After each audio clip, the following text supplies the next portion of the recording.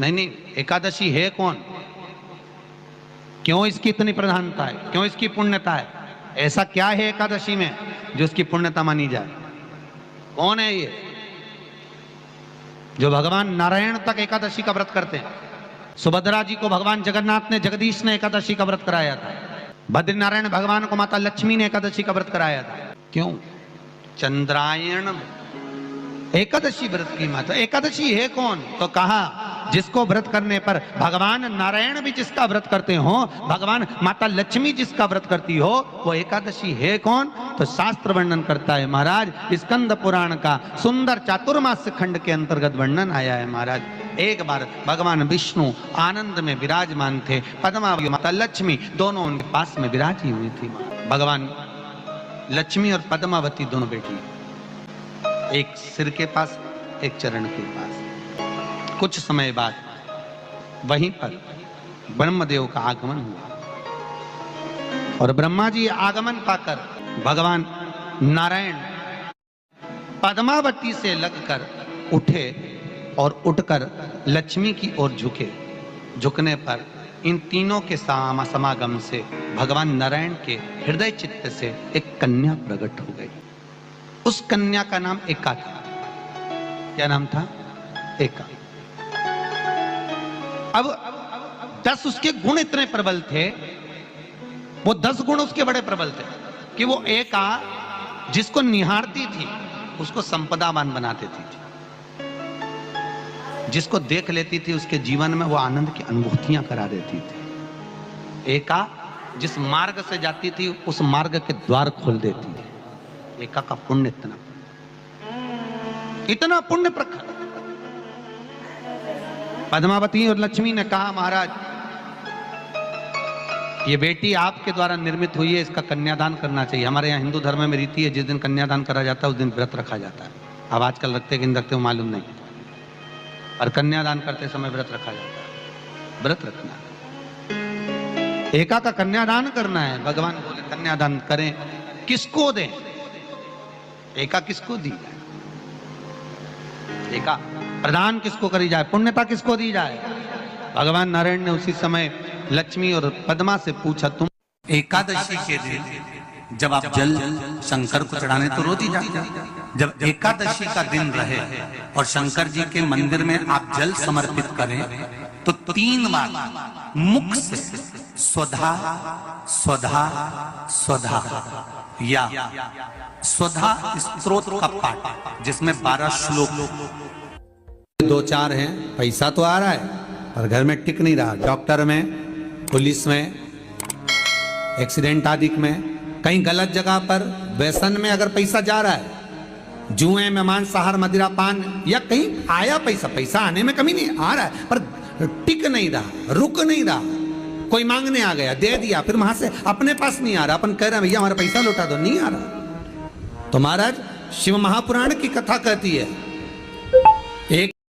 एकादशी के दिन गंगा के जल में मात्र 7 बेलपत्री डालकर जो नंदीश्वर भगवान अर्थात जो शंकर जी के शिवलिंग के सामने नंदी होता है, उस नंदी के चरण पर गंगा का जल चढ़ाकर बेलपत्री शिव पर समर्पित कर देता है, उसके घर में रुपया रुकना चालू हो जाता है। फिर वो गलत जगह पर नहीं जाता, गलत स्थान पर वो धन जाएगा ही नहीं।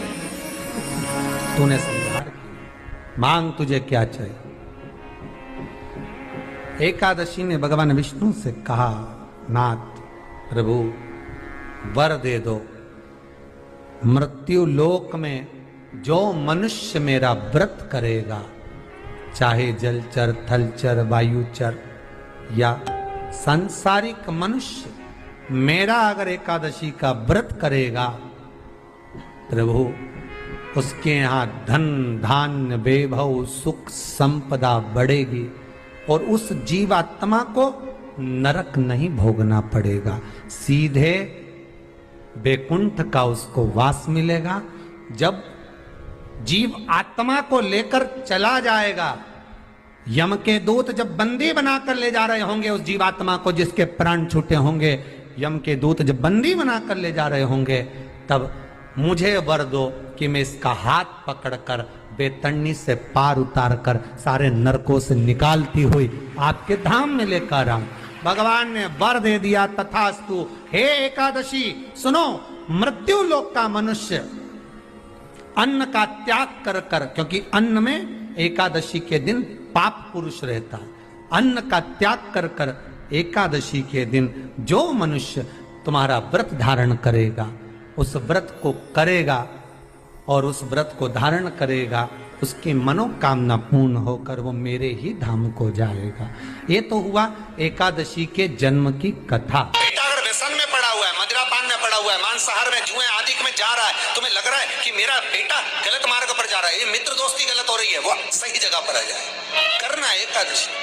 कई लोग इसको धन के लिए भी करते हैं, संपदा के लिए। संपदा के लिए अर्थात जिसका व्यापार नहीं चलता, जिसके घर में पैसा नहीं आता, या नौकरी नहीं लग रही, या सर्विस नहीं लग रही, आप अप्लाई कर रहे हो, जगह जगह जाकर इंटरव्यू भी दे रहे हो और पैसा नहीं आता, तो उसके लिए भी प्रयास किया जाता है। पर उसके लिए यहाँ पर जो धन के लिए करते हैं, उसके लिए विष्णुपदी के लिए करते हैं। मतलब जैसे गंगा के जल में तुलसी के 11 पत्ते डाले जाते हैं और उसको किसी भी नारायण के मंदिर में, राम कृष्ण शिव, शंकर नहीं, राम कृष्ण भगवान विष्णु दत्त आदि जितने नारायण के मंदिर हैं, उस मंदिर में किसी भी पात्र में, एक छोटे से पात्र में उसको भरकर रखी जाते हैं महाराज। उससे भी जॉब, सर्विस, नौकरी में सफलता प्राप्त हो जाती है। परंतु वो भी एकादशी को ही होता है। कुछ देर तक पात्र को रखा जाता है, फिर वही पात्र का जल किसी भी वृक्ष के नीचे डाल दिया जाता है, उससे भी नौकरी के लिए फायदा मिलता है। गंगा का जल कोई साधारण नहीं।